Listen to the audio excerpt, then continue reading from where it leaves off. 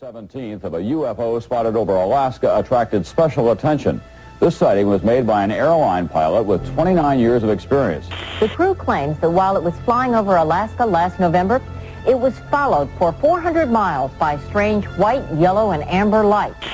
Of the thousands of reported pilot and astronaut encounters with UFOs around the world, few are more harrowing than the encounter on November 17, 1986, by Japanese Airlines Flight 1628, high above the remote Alaskan tundra. Regarding airline cases in America, the GAL is very interesting because you have multiple witnesses. It was a cargo aircraft, and the pilots observed an object that seemed to be tracking along with their aircraft. It involved an investigation by the FAA. This is an official government investigation of the sighting itself. The events of that night were captured on tape.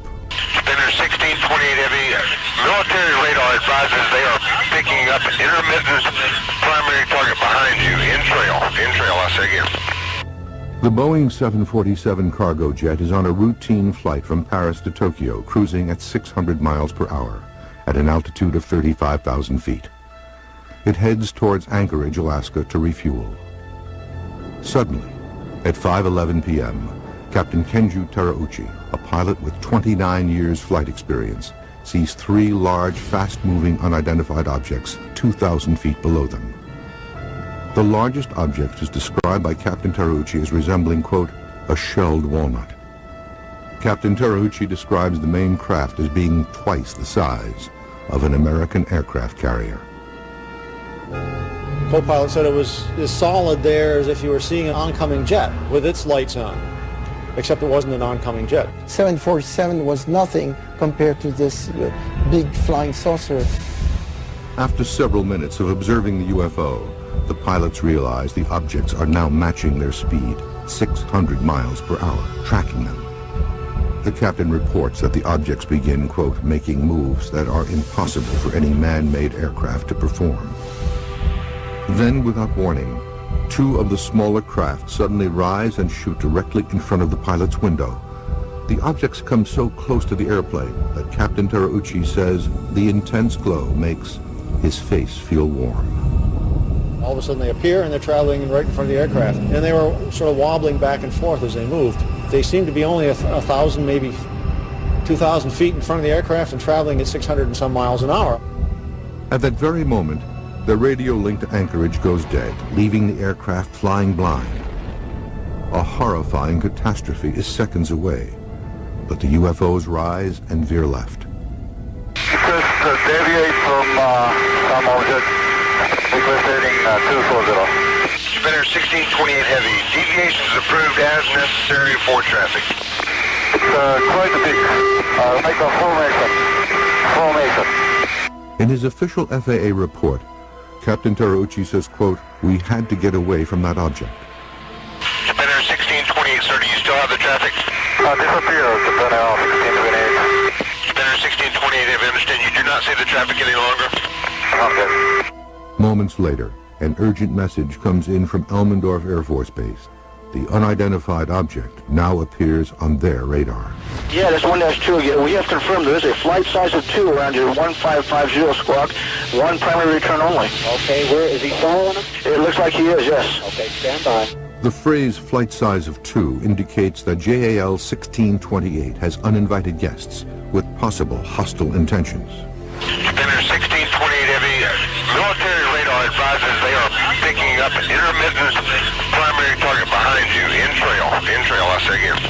Immediately after this confirmation, the FAA requests that the Air Force scramble jets. Do you have anybody to scramble up there, or do you want to do that? Oh, we're going to talk to your liaison officer about that. It's starting to concern Japan Airlines. I think it's 360 now. It's still falling. Okay, we'll call the military desk on this. Although the military desk took no action, JAL 1628 was able to land safely at Anchorage at 6:20 p.m. Extensive media coverage from around the world helped make this incident one of the most widely reported UFO cases in history. While the JAL case continues to inspire debate about the nature and intent of the objects that tracked the 747, to this day, the case remains a mystery. The Japan Airlines 747 had a saucer go around it. The papers mysteriously disappeared from the FAA office. January 30, 1987. Only 2 months after the JAL report, a similar UFO event takes place in these same Alaskan skies. But this one involves the U.S. military. A U.S. Air Force KC-135 inbound from Elmendorf Air Base in Anchorage to Eielson Air Force Base southeast of Fairbanks reports a chilling UFO-related incident at 20,000 feet. Utility traffic force around 1 o'clock. Can't really tell the distance. Seems to be about still altitude. Reactor 29 negative. I have no traffic near 1 o'clock. The pilot reports that the object is strikingly similar to the UFO reported by the JAL flight, a massive, disc-shaped, noiseless object, larger than an aircraft carrier. Seconds later, Anchorage Air Traffic Control asks if the KC-135 still has the object in sight. The pilot replies yes, and says the object is now 40 feet from his aircraft. The recent incident involving JAL Flight 1628 even comes up in their cockpit recording. We're from California, just visiting up here. People see this sort of thing a lot, other than the Japan Airline type. Actor 29, it's very rare seeing the lights up there. 30 minutes later, the Anchorage control tower passes along a message from the regional FAA office. Actor 29, the quality assurance staff at the Anchorage Center here requests you give them a call after you land at Eielson. That is concerning the object we're looking at? Affirmative, sir. I think pilots make especially good UFO witnesses. They know what's normal in the sky and what isn't. They've seen all different kinds of airplanes routinely. When a pilot reports a UFO, there's a better than average chance that that's what it was. January 31st, 1987. Less than 24 hours after the KC-135 encounter, yet another UFO-related incident occurs in the skies above Alaska. The pilots aboard Alaska Airlines Flight 53 reportedly witness enormous, bright, disc-like objects tracking their airplane. Ground control reports that no object is visible on radar, but it is the speed of the UFO craft that alarms the pilots. The head just underneath our radar picked up the blip. He's moving about a mile a second. He's full out straight ahead of us, just disappeared. Man, he was there and then he was gone. If you're a pilot and you report a UFO sighting to the FAA, you might as well turn in your license the next day. The FAA, the military, even civilian authorities don't want to know about UFOs. Pilot encounters with UFOs first surface in the 1920s and 30s, long before black box and control tower tape recordings were possible. Sightings by pilots have occurred ever since the very beginning with Kenneth Arnold. Kenneth Arnold was flying from Chehalis, Washington, over towards Idaho. Somewhere around Mount Rainier, he identified what looked to him to be about 9 aircraft traveling in an east to west position. Was this man, Kenneth Arnold from Boise in Idaho, who ushered in the era of the flying saucer. At this point is where I had this terrific flash. I looked way off here to the north, and then when I saw where the flash came from, it was an echelon formation of a very peculiar-looking aircraft. The second craft from the rear had a more or less crescent shape, and of course I kept mulling in my mind, that's the damnedest-looking airplane I ever saw. Upon landing in Yakima, Washington on June 24, 1947, Arnold makes what would become the very first civilian reports of UFOs to the government. He would describe the objects to reporters as appearing and moving like, quote, saucers skipping across the water. Somebody else twisted that around into the term flying saucer. That was the beginning of it. His official report made to the Joint Army and Air Forces intelligence is seen here for the first time on television. Arnold describes the UFOs as thin, round in the front, and coming to a point in the back, and did not appear to whirl or spin. He watches as the craft flip and flash in the sun, and comments, "The more I observe these objects, the more upset I became, as I am accustomed and familiar with most all objects flying." The Arnold case was extremely significant in that prior to it, there had been no talk publicly about disc-shaped, shiny objects flying around. And we haven't been without UFOs or flying saucers ever since. Coming up, The skies above New England are rocked by 3 separate UFO encounters, all captured on tape. Hey, you got anything flying out in the area? Negative 105 turned over. Well, then I just had a couple of UFO reports. The Grand Canyon is a graveyard for 128 passengers and crew of 2 airliners which collided in a thunderstorm and crashed on peaks little more than a mile apart. The impact reduced the wreckage to carbonized smears of paint and metal. None survived. It was the worst commercial air disaster in history. While some experimental black box and pilot voice recorders were in use by the military during World War II, it was not until a catastrophic mid-air collision in 1956, about 200 miles due east of Area 51, that onboard recording boxes were mandated by the FAA. A major accident above Grand Canyon imposed the FAA and the NTSB to ask for all the airlines to be equipped with audio recording system. Since the mandate of cockpit voice recorders, hundreds of reports have been made of strange lights, near-miss collisions, and radar tracking of unidentified flying objects.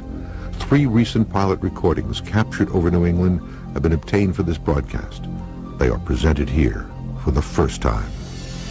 One of the most fascinating cases is Lufthansa 405 out of JFK November 18th, 1995, where they saw a UFO across Long Island. November 18th, 1995, while on a routine flight above Long Island, New York, Lufthansa Flight 405, an Airbus A340 out of New York en route to Frankfurt, Germany, makes a disturbing call to Boston Air Traffic Control. The pilots reported unidentified flying object passing within 3,000 feet of their plane. It should be on our tail about 10 minutes. We passed it just 1 minute ago and it was looking strange. The UFO is described as a long cylindrical object with a white light on the front and a long green comet tail. The strange UFO is also seen by British Airways Flight 226, a 747 flying from London, and is just north of the object. The code name for British Airways flights is Speedbird. I actually looked about opposite traffic 2,000 feet above. It did have a very strong vapor trail which looked more like smoke, and the light on the front was very, very bright. And Lufthansa 405, how far off your side did that traffic pass? It was pretty close, and like the Speedbird said, it looked like 2,000 or 3,000 feet above on the left wing, just 1 mile, looked like a UFO. Boston Air Traffic Control contacts Giant Killer, the military fleet area control and surveillance facility that monitors restricted airspace over the Northeast. Giant Killer. Hey, you got anything flying out in the area? Negative 105 turned over. Well, then I just had a couple of UFO reports. Oh, is that right? I had a couple of guys that reported lights just going over their head. I had no traffic whatsoever in the area. They said it passed within a mile of them, like 2,000 feet above them, opposite direction. Well, it could have been a meteor or something. No, we don't have any aircraft out there. Both pilots confirm the object has glowing lights. The object has a green vapor trail, not like any vapor trail they've ever seen. Both pilots immediately questioned the idea that the UFO they saw was a meteor. Lufthansa 405, so you would say that it definitely wasn't a meteorite? I don't know. It's still at 226 now. It couldn't have been a meteorite because it was flying level. It looked as if it was going very quickly. It definitely looked faster than normal aircraft. It was cruising in a straight line at one level flight. Number 226, thank you. We're looking into it. I mean, we're making a report. We really don't know what it was. And the military doesn't admit to anything flying tonight. While the authenticity of this recording is not in question, the FAA and both airlines have never commented on this mysterious incident over New England. 2 years later, Boston would be the epicenter of yet another strange encounter between pilots and UFOs. But this time, the encounter would result in a near-miss collision. The incident was captured on tape by the aircraft's black box recorder. August 9th, 1997. Swiss Air Flight 127 is a jumbo jet en route to Zurich, Switzerland. Pilot Philip Balbet and First Officer Kurt Grunder are at the controls. At 23,000 feet, Bobet will later report that his visibility was excellent with no haze and a clear blue sky until an unidentified craft enters the plane's airspace. The pilot immediately contacts Boston Air Traffic Control. Sister 127, go ahead. Yes, sir. I don't know what it was, but it just overflew like a couple of 100 feet above us. I don't know if it was a rocket or whatever, but incredibly fast, opposite direction. It was too fast to be an airplane. Later in his official report, Bobet will describe the UFO as a bright white cylindrical object with no wings, similar to a white shark. Aviation writer Don Berliner filed a Freedom of Information Act request to obtain the FAA audio and written records of this incident. The Swiss Air case is significant because the object that was described is quite unusual, and the people reporting it have excellent credentials. These are veteran airline pilots. Moments later, the Boston control tower contacts another sector operator who is about to take over the flight. Hey, Chris, Swiss Air 127, he had a UFO or a rocket, something almost hit him in my airspace. UFO or a rocket almost hit the Swiss Air 127? Went right above him, about 200 or 300 feet. The pilot's official incident report classifies the object as a UFO, categorizing its shape, color, and speed. However, the NTSB and FAA concluded the object seen by Swiss Air 127 was a weather balloon launched by the military at about the same time. These are not the kind of people who would be fooled by weather balloons, because these are fairly common experiences among airline pilots. It's really hard to mistake a weather balloon for much of anything else. These eerie sightings of UFOs are not isolated to the Northeast. In fact, sightings of UFOs by pilots have been reported across the country. On February 28, 1996, the skies over the Midwest are rocked by simultaneous reports of frightening airplane-like objects moving at incredible speeds.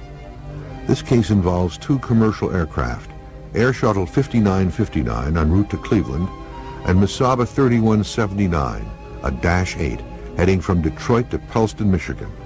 This event was recorded by the Cleveland Tower.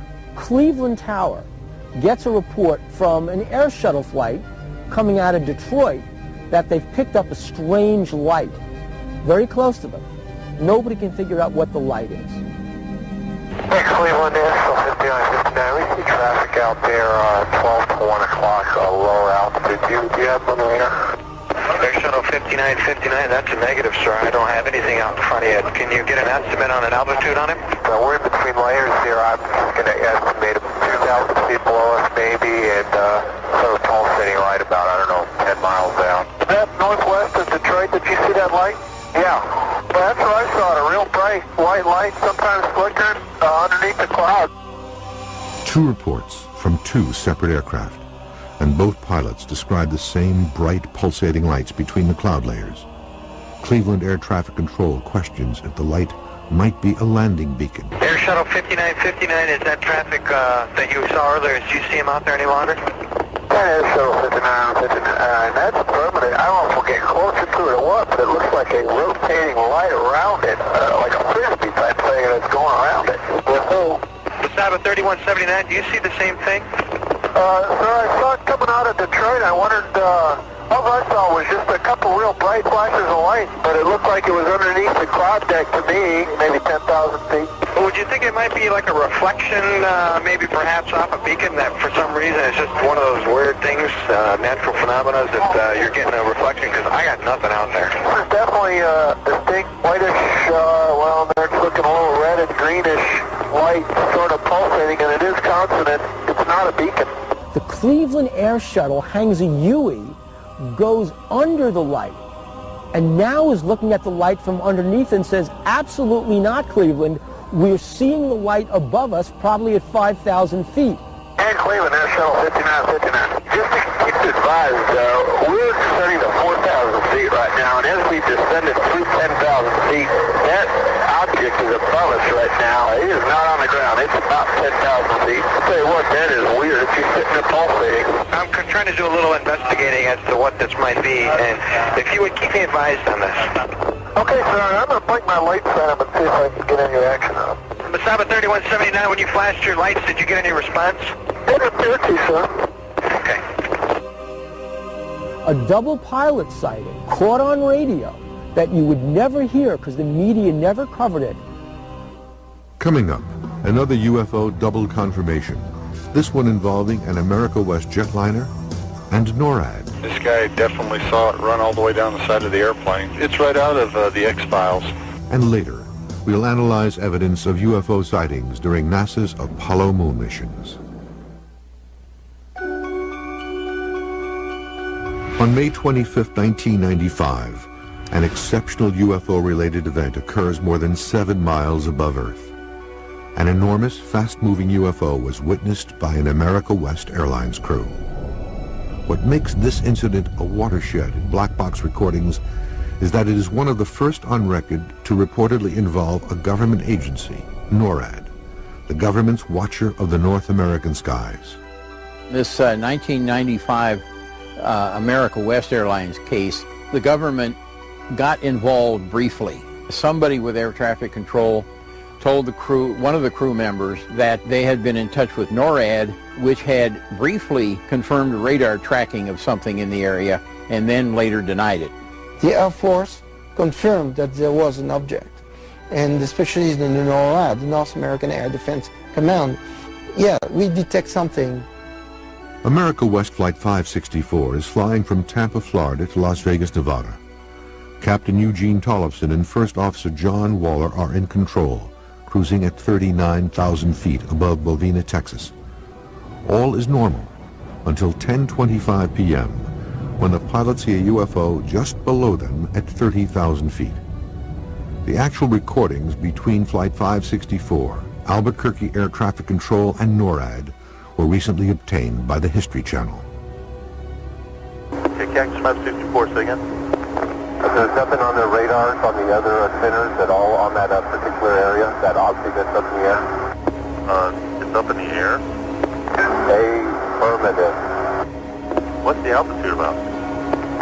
I don't know, probably right around 30,000 or so, and it's with a drill that starts from going counterclockwise, and the length is unbelievable. The pulsating object is reportedly over 400 feet long, yet invisible on radar. This prompts air traffic control to contact nearby Cannon Air Force Base radar operations in Clovis, New Mexico. Cannon, go ahead. Hey, guy at 39,000 says he sees something at 30,000 that the length is unbelievable and it has a strobe on it. Uh-huh. This is not good. What does that mean? I don't know. It's a UFO or something. It's that Roswell crap again. The crew that saw it described it as a long, thin object, cylindrical, with a series of lights down the side, blinking on and off in sequence. They saw a cigar-shaped object flying with strobing lights on a length of roughly 300 feet, which is quite big. Seconds later, an Air Force F-117A Nighthawk from the 49th Fighter Wing at Holloman Air Force Base is alerted by air traffic control. The stealth fighter sees something. Arcade 5, in the next 2 to 3 minutes, be looking off to your right side. If you see anything about 30,000 feet, one aircraft reported does something. It wasn't a weather balloon or anything. It was a long, white-looking thing with a strobe on it. Let me know if you see anything out there. Yeah, you traffic off our left wing right now? I've got something passing off here at 9 o'clock and about 12 at 31 westbound. Okay, so it looks like something like that. A little lower than up, just went off our left wing.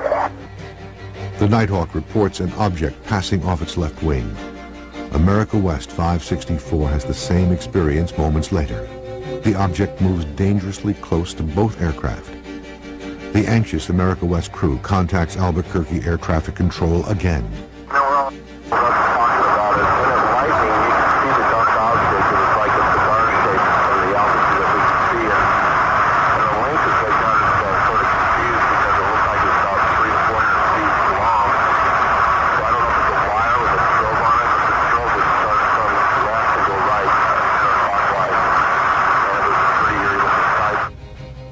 The object suddenly disappears from Flight 564's view. Then a concerned Albuquerque Air Traffic Control contacts NORAD's Western Air Defense Sector headquarters at McCord Air Force Base in Tacoma, Washington. I've got something unusual, and I was wondering if you all happen to know of anything going on out here. I had a couple of aircraft reported something 300 to 400 foot long, cylindrical in shape with a strobe. Oh. At 30,000 feet. We don't have anything going on here that I know of.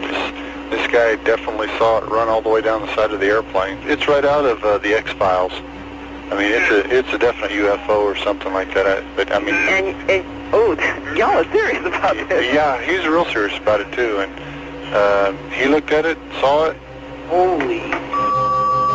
13 minutes later, Albuquerque Air Traffic Control checks in again with NORAD.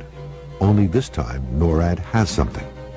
We had someone call here earlier about a pilot spotting an unidentified flying object. Yep, that's us. Okay, well, hey, we're tracking a search-only track kind of where that might have happened. We've been tracking it for about 3-4 minutes now. According to the official report, NORAD has denied this incident in writing. These were experienced airline pilots. They'd been flying thousands of hours. They were familiar with the sky. When they say something, you have to pay more attention to it. Coming up, the complete and uncut film of a dramatic 1979 UFO event over New Zealand. Here's the best image right in there. And later, what did astronaut Catherine Coleman aboard Space Shuttle Flight STS-73 really see on October 21st, 1995? We have an unidentified flying object.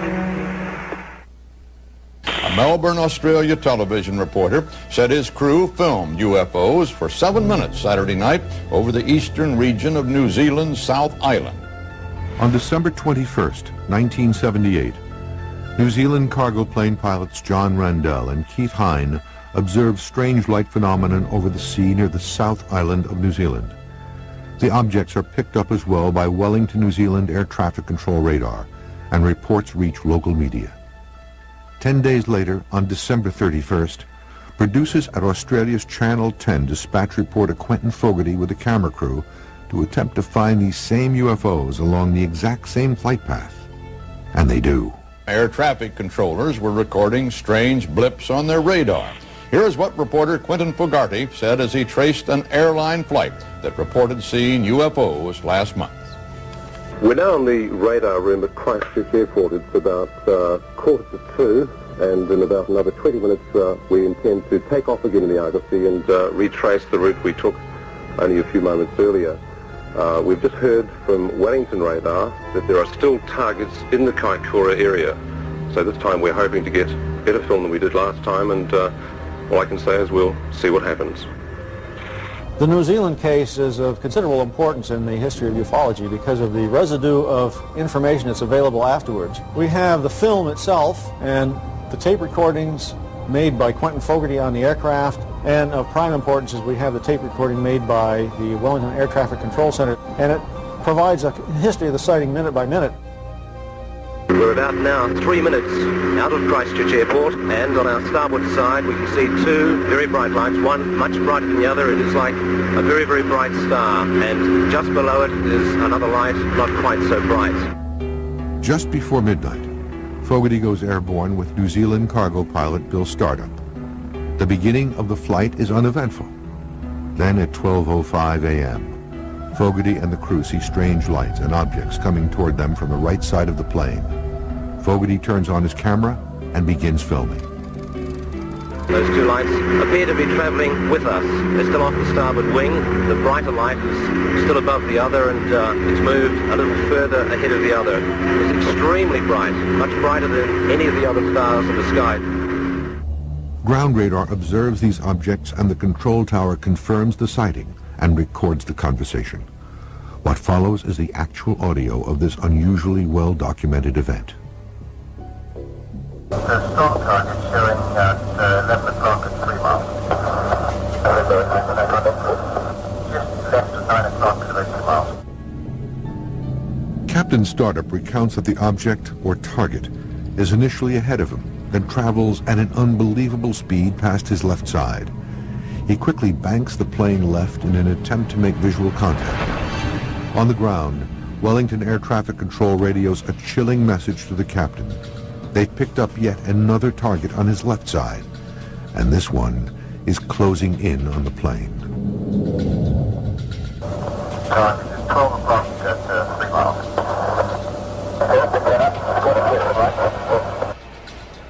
I'm now looking over towards the right of the aircraft, and we have an object confirmed by running some radar. It's been following us for quite a while. It's about 4 miles away, and it looks like a very faint star, but then emits a very bright white and green light.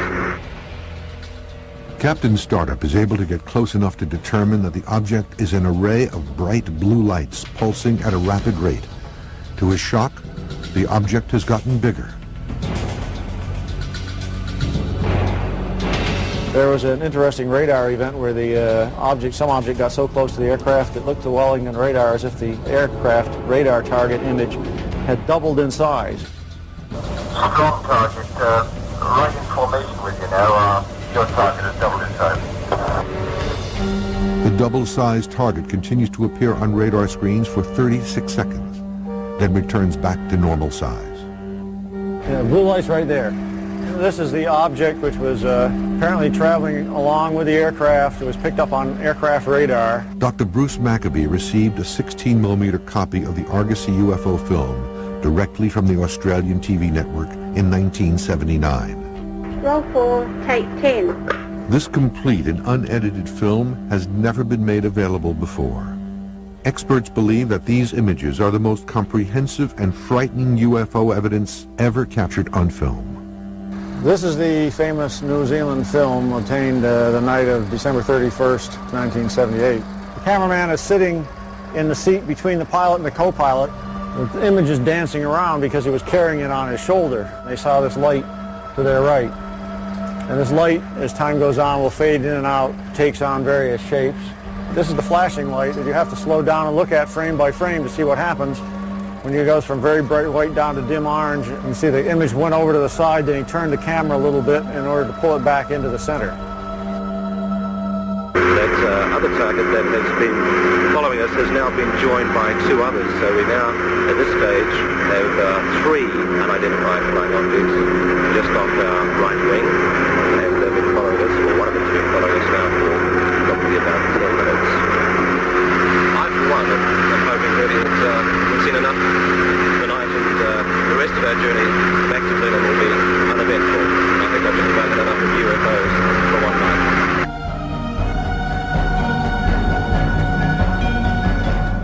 And that's the way it is. Or is it? Monday, January 1st, 1979. This is Walter Cronkite, CBS News. Good night. Coming up, while the Apollo 11 astronauts were the first men to set foot on the moon, they were not the first to make reports of sightings of the unknown in outer space.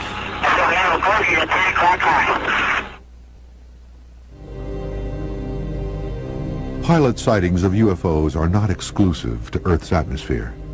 In the early 1960s, as America and the Soviet Union escalate the space race, astronauts and cosmonauts begin to witness strange and unexplained objects and events in outer space.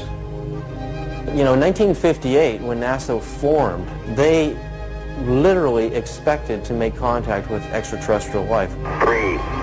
December 4th, 1965. 4 hours and 24 minutes into the historic 14-day mission. The astronauts of Gemini 7, Frank Borman and James Lovell, both military test pilots, are performing routine tasks. Then suddenly, at 22:34 Universal Time, as the capsule is high above Hawaii, both men see a bright object or bogey flying above their capsule. Borman radios Mission Control in Houston. What follows are the actual radio transmissions.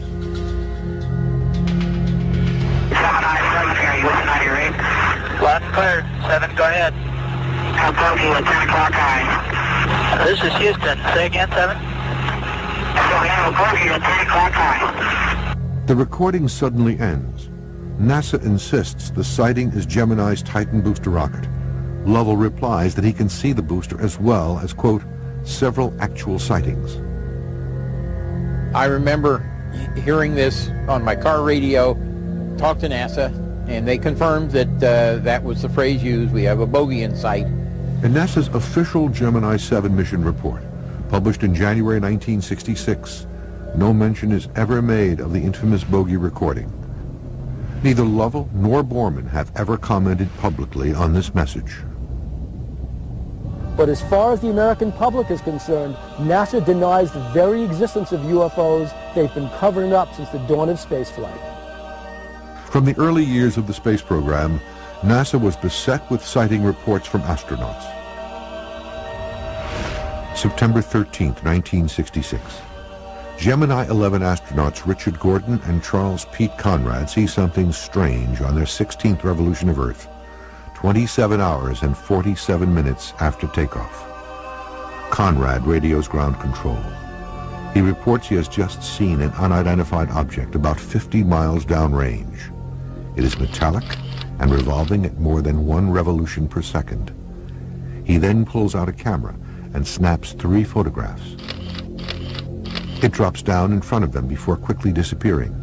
Seen here are the actual photographs taken by Conrad aboard Gemini 11. And NORAD said that the only thing that they could imagine it was a booster from a Russian satellite. The NASA people threw out the NORAD explanation almost immediately. The Gemini 11 case is the only one that NASA considers to be unidentified. Gemini 11, however, was not the last NASA mission to have alleged encounters with UFOs. In fact, more and more UFO sightings were reported as Gemini opened the door to the Apollo program. The Apollo astronauts in particular were trailed by UFOs. It is alleged that Neil Armstrong, saw UFOs. Many of the astronauts did, but they won't talk about it publicly yet, but they might. Listen, Tranquility Base here. The Eagle has landed. The famous Apollo 11 mission reportedly experienced objects tracking the capsule, as well as objects that were photographed by the astronauts on the lunar surface. 4 months later, on November 14, 1969, Apollo 12 commander Pete Conrad reports back to NASA that he sees an unidentified object out his window. An object which is in the same place all the time but appears to be tumbling. Well, we've had it ever since yesterday. It just seems to be tagging along with us. While the object is widely considered to be debris falling from the booster, many researchers remain skeptical. They suggest such an object would be incapable of tracking a fast-moving space capsule for an extended period of time. As the Apollo missions open the door to the space shuttle program, experts are convinced the door was also open to an increased level of UFO activity in outer space. In 1981, NASA initiates the Space Shuttle program, and with it, an unprecedented wave of UFO sightings, including astounding audio and video evidence. One highly controversial recording emerges from STS-29, a Space Shuttle Discovery flight on March 13, 1989. Astronaut John Blaha reports the sighting of something unusual. One of the NASA transmissions that wasn't successfully sanitized, back in 1989, one of the astronauts on a space shuttle said, "We're still looking at the aliens." It was as plain as day.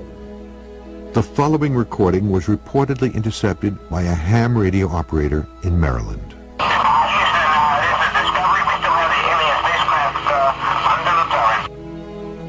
To this day, NASA has neither confirmed nor denied the validity of this transmission. The space shuttle has 2 radio channels. One is a public channel that we all hear when NASA is broadcasting. We can hear what the astronauts are saying. The other channel is a Department of Defense encrypted channel, and that's where I believe the real conversations are going on. The new millennium ushered in more UFO sightings by NASA shuttle crews. One extraordinary recording occurred aboard Space Shuttle Flight STS-73. Mission specialist Catherine Coleman sees something curious on day 3 of the routine 15-day mission. This is October 21st, 1995. We have an unidentified flying object. And nothing after. I mean, there she is. Catherine's just floating around in there. And that's where I believe they went on to the Department of Defense encrypted channel on the space shuttle, and they continued the conversation. Researcher David Sereda has been studying unusual phenomena in outer space for over a decade. It is his theory that NASA continued recording but on a secret frequency, leaving us with more questions than answers. We have an unidentified flying object. Even recent shuttle missions have had eerie reports and sightings of strange objects. According to Sereda, some of the most shocking evidence of UFOs in outer space comes as recently as August 6, 2005, from Space Shuttle Flight STS-114. Well, the Space Shuttle is doing 18,000 miles an hour around the Earth. So the object is traveling obviously much faster than 18,000 miles an hour to catch up to the shuttle, to fly in tandem speed with it, and then it takes off and goes back out the other way. This is real footage from the Space Shuttle. Even considering that it may be just a few miles away from the Space Shuttle is obviously a very large UFO. The object enters quickly, dramatically changes speed and direction, then flies back out of frame. The trajectory and speed of the object defy all laws of physics, leaving researchers like Sereda to draw their own conclusions. When you zoom in on video frames or any digital media, you get pixelation. So some of the rectangular shapes you see are pixels, but notice also you can see the round aura of light around it. So you can still differentiate shapes within the pixels. There's no way that's dust and debris. There's no way it's another satellite. When you go through process of elimination, you know that what we're seeing in STS-114 is truly a UFO. There's really nothing else out there like that. Since NASA does not comment on the topic of UFOs, the authenticity of space recordings and sightings cannot be officially confirmed, which leaves many questions unanswered. UFOs constantly trailed our spaceships around planet Earth, the space shuttle, but more importantly, all the Project Apollo spacecraft on the way to the moon. I think a lot of astronauts are going to start coming forward and testifying to what they have seen.